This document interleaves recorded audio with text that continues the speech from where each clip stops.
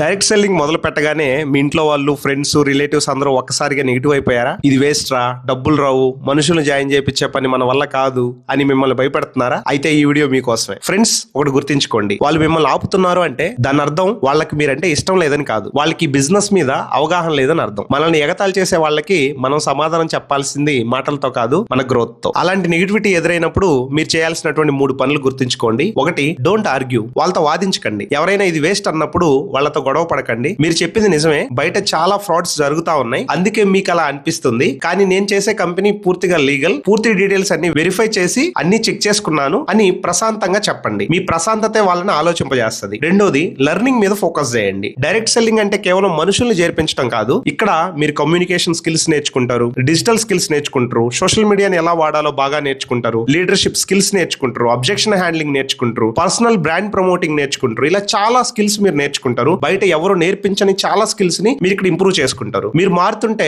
మీలో డెవలప్మెంట్ కనిపిస్తూ ఉంటే, మిమ్మల్ని ఎవరైతే ఎగతాళి చేశారో, మిమ్మల్ని ఎవరైతే వద్దనుకున్నారో, ఇప్పుడు మీకు ఎవరైతే రిజెక్షన్స్ ఇచ్చారో వాళ్ళందరూ ఎలా చేస్తున్నావు, ఎలా గ్రో అయ్యావు, మరి మాకు చెప్పు, మేము ఇప్పుడు స్టార్ట్ చేస్తాం, ఇలా మిమ్మల్ని రిటర్న్ లో ఖచ్చితంగా అడుగుతారు. మళ్ళీ రిజల్ట్ చూపించండి. డైరెక్ట్ సెల్లింగ్ లో మీ చెక్ మాట్లాడినంత గట్టిగా మరేది మాట్లాడదు. అది 100 రూపాయలైనా 1000 రూపాయలైనా మీరు కష్టపడి సంపాదించినప్పుడు అది వాళ్ళకి చూపించండి. సక్సెస్ కన్నా పెద్ద సమాధానం మరొకటి లేదు. గుర్తుంచుకోండి, మీ కళలు మీవి, కష్టం మీది, మీ అవసరానికి ఎవరు వచ్చి డబ్బులు ఇవ్వరు. అందుకే ఎవరి మాటకో భయపడి ఆగిపోకండి, వదిలేయకండి. మీ అప్లయన్స్ కి నా వల్ల కావట్లేదు, అందరూ ఇలా మాట్లాడుతున్నారని ఎప్పుడు అనకండి. మీరు కూడా డైరెక్ట్ సెల్లింగ్ లో ఇలాంటి ప్రాబ్లం ఫేస్ చేస్తున్నారా? అయితే కింద ఎస్ అని కామెంట్ చేయండి, కలిసి ఎదుగుదాం. మరిన్ని బిజినెస్ టిప్స్ కోసం నన్ను ఫాలో అవ్వండి.